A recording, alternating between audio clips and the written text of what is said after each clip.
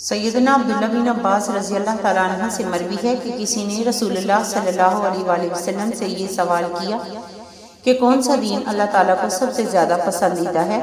آپ صلی اللہ علیہ وآلہ وسلم نے فرمایا، حضرت ابراہیم کی ملت جو کہ سہولت والی ہے۔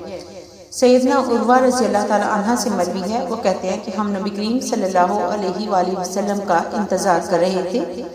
جب آپ صلی اللہ علیہ وسلم تشریف لائے تو آپ صلی اللہ علیہ وآلہ وسلم نے بالوں میں کنگھی کی ہوئی تھی اور وضو یا غسل کی وجہ سے سر سے پانی کے قطرے ٹپک رہے تھے۔ آپ صلی اللہ علیہ وآلہ وسلم نے نماز پڑھائی۔ جب نماز سے فارغ ہوئے تو لوگ آپ صلی اللہ علیہ وآلہ وسلم سے سوال کرنے لگے کہ اے اللہ کے رسول، کیا اس طرح کرنے میں ہم پر کوئی حرج ہے؟ آپ صلی اللہ علیہ وآلہ وسلم نے فرمایا، بے شک اللہ تعالیٰ کا دین آسانی والا ہے۔ آپ صلی اللہ علیہ وآلہ وسلم نے 3 دفعہ یہ جملہ ارشاد فرمایا۔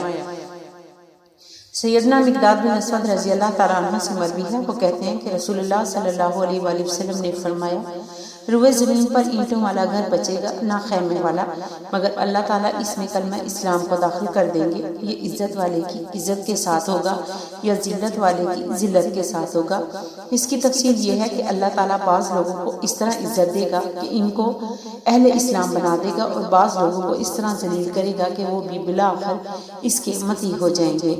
سیدنا انس بن مالک رضی اللہ تعالیٰ عنہ کہتے ہیں کہ ایک آدمی نبی کریم صلی اللہ علیہ وآلہ وسلم کے پاس دنیاوی چیز کے لیے آتا تھا اور وہ اسے دے دی جاتی تھی، لیکن ابھی تک شام نہیں ہوتی تھی کہ دنیا و مافیہ کی بنسبت اسے اسلام سب سے زیادہ محبوب اور پیارا بن چکا ہوتا تھا۔